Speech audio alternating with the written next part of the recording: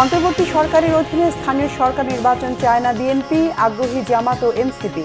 সংবিধানে ৭০ অনুচ্ছেদ বহাল রাখতে আগ্রহী বেশিরভাগ রাজনৈতিক দল। প্রস্তাবিত বাজেট জনবান্ধব ও ব্যবসা বান্ধব বলেছেন অর্থ উপদেষ্টা। বাস্তবমুখী মিতব্যয়িতার বাজেট অভিমত পরিকল্পনা উপদেষ্টার, বাস্তবায়নে কষ্ট হবে বলছে সিপিডি। শেখ হাসিনাকে প্রধান আসামি করে ট্রাইব্যুনালে গুমের অভিযোগ দাখিল বিএনপি নেতা সালাউদ্দিনের, সর্বোচ্চ সাজা দাবি।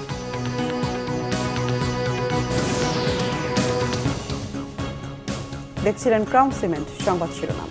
সংবিধানের ৭০ অনুচ্ছেদ অনুযায়ী এমপিদের আস্থা ভোটের পক্ষে কয়েকটি রাজনৈতিক দল ঐক্যমত পোষণ করেছে।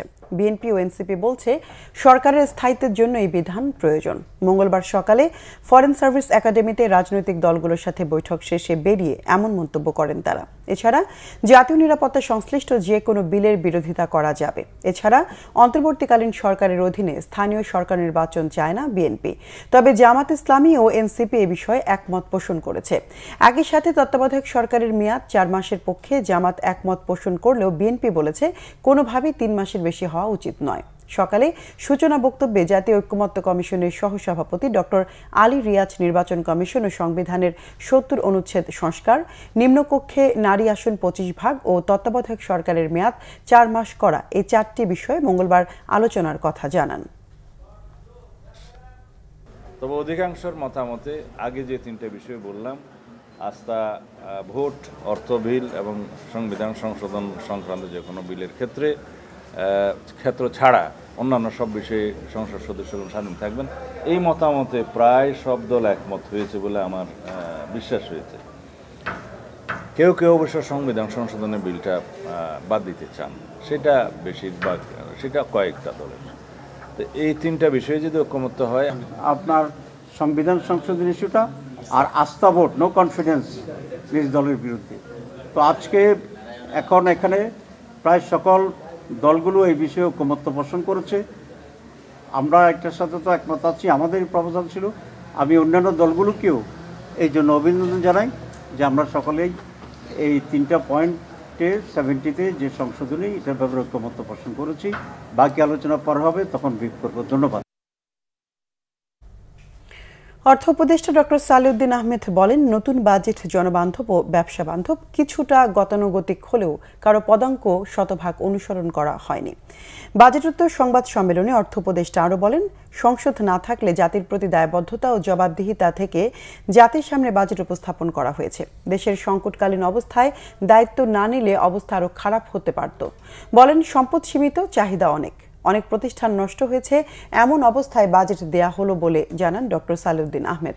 বর্তমান চ্যালেঞ্জ মোকাবেলায় সহায়তা ও সহমর্মিতার মনোভাব নিয়ে এগিয়ে আসার আহ্বান জানান অর্থ উপদেষ্টা। এদিকে পরিকল্পনা উপদেষ্টা ডক্টর ওয়াহিদ উদ্দিন মাহমুদ বলেছেন, এবারের বাজেট বাস্তবমুখী, মিতব্যয়িতার। ঋণ নিয়ে ঋণ পরিশোধের দুষ্ট চক্র থেকে বের হতে চেষ্টা করেছে সরকার। ঘোষিত বাজেটের অর্থনৈতিক প্রক্ষেপণগুলো আশাব্যঞ্জক, তবে তা বাস্তবায়নে কষ্ট হবে। মূল্যস্ফীতি ৬.৫% নামিয়ে আনা শুধু কষ্টকর নয়, উচ্চাভিলাষী বলে মনে করে centre for policy dialogue, CPD. গবেষণা প্রতিষ্ঠানটি মনে করে কালো টাকা সাদা করার সুযোগ একেবারেই বন্ধ করা উচিত। এটি অনৈতিক, কোনোভাবেই সমর্থনযোগ্য নয়।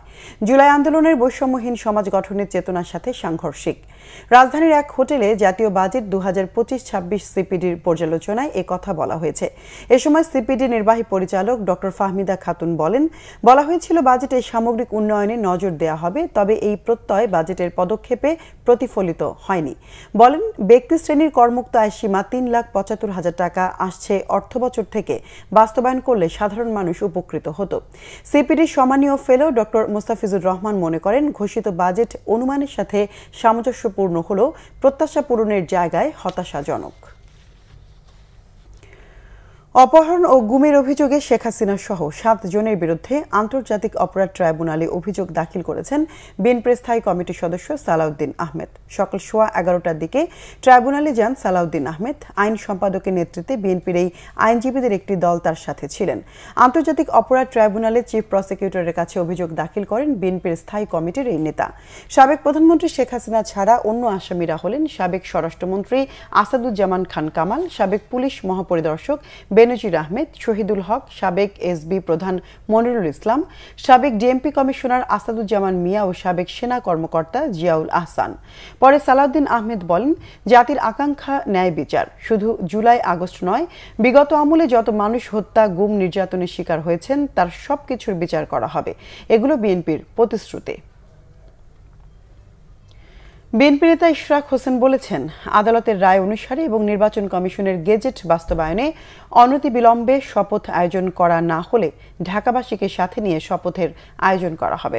মঙ্গলবার ঢাকা দক্ষিণ সিটি কর্পোরেশনের নগর ভবনে আন্দোলনরত নেতাকর্মীদের প্রতি সংহতি জানিয়ে তিনি কথা বলেন। ইশরাক হোসেন আরও বলেন, মেয়রের চেয়ারে কে বসবে তা নির্ধারণ করবেন ঢাকা দক্ষিণের বাসিন্দারা। নগর ভবনে বহিরাগতদের কোনো ঠাঁই হবে না বলেও সাফ জানিয়ে দেন তিনি। ঈদ সামনে রেখে আজ থেকে আন্দোলন স্থগিত করলেও দাবি আদায় না হলে ঈদের পর আবারও আন্দোলনের ঘোষণা দেন ইশরাক হোসেন। 2020 সালে ঢাকা দক্ষিণ সিটি নির্বাচনে অনিয়ম, কারচুপি ও জালিয়াতির অভিযোগ এনে মামলা করেন বিএনপি নেতা ইশরাক হোসেন।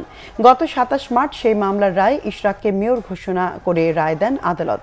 তার 1 মাস পর 27 এপ্রিল গেজেট প্রকাশ করে নির্বাচন কমিশন। কিন্তু স্থানীয় সরকার মন্ত্রণালয়ের টালবাহানায় ঝুলে যায় তার শপথ গ্রহণ। আমাকে শপথ না পড়ানোর মধ্য দিয়ে বাংলাদেশের সংবিধানকে লঙ্ঘন করেছে, নির্বাচন কমিশনের ক্ষমতাকে তারা অসম্মান করেছে। এবং আপনারা দেখেছেন, তারা আইনের আদালত মানে না, তারা নির্বাচন কমিশন মানে না, তারা সংবিধান মানে না। তাহলে তারা মানেটা কি? এই বাংলাদেশের মানুষ আমরা যদি আগামীকালকে থেকে তাদেরকে না মানা শুরু করি, সেটার দায়িত্ব কে নিবে? 19 জুনের মধ্যে সচিবালয় থেকে আওয়ামীপন্থী আমলাদের অপসারণের আশ্বাসে আন্দোলন প্রত্যাহার করেছে জুলাই ঐক্য। এই সময়ের মধ্যে দাবি আদায় না হলে আবারও আন্দোলনে যাওয়ার হুঁশিয়ারি দেন তারা। বেলা 12টার দিকে শাহবাগ থেকে শুরু হয় লং মার্চ টু সচিবালয় কর্মসূচি। দোয়েল চত্বর হয়ে শিক্ষা ভবন মোড়ে গেলে জুলাই ঐক্যের লং মার্চ আটকে দেয় পুলিশ। এ সময় আন্দোলনরতরা রাস্তায় বসে পড়েন। পুলিশের হস্তক্ষেপে জুলাই ঐক্যের 5 জনের একটি দল সচিবালয়ের ভেতরে যান। মন্ত্রিপরিষদ সচিবের সঙ্গে বৈঠক করে আবারও 44 আমলার তালিকা তুলে দেওয়া হয়। বিপরীতে 19 জুন পর্যন্ত সময় নেন মন্ত্রিপরিষদ সচিব। এর আগে শাহবাগে সংক্ষিপ্ত সমাবেশে কথা বলেন নেতারা। বলেন, সচিবালয়ে আওয়ামীপন্থী আমলারা দেশে অস্থিতিশীল পরিস্থিতি তৈরির পায়তারা করছেন। তাদের অবিলম্বে অপসারণের দাবি জানানো হয়। সচিবালয়ে আওয়ামীপন্থী আমলাদের অপসারণের দাবি জানিয়ে গত 27 মে তালিকা তুলে দিয়েছিলেন আন্দোলনরতরা। দর্শক, ছিল এখনকার মতো। পরের সংবাদ সন্ধ্যা 6টায়। এর আগে 5টায় রয়েছে নিউজ টপ 10, দেখার আমন্ত্রণ রইল। এছাড়া বাংলাভিশন সংবাদ ও সংবাদ সংশ্লিষ্ট অনুষ্ঠান দেখতে ভিজিট করুন www.bvnews24.com ও facebook.com/banglavisionnews এবং সাবস্ক্রাইব করুন youtube.com/banglavisionnews। এতক্ষণ সঙ্গে থাকায় ধন্যবাদ সবাইকে।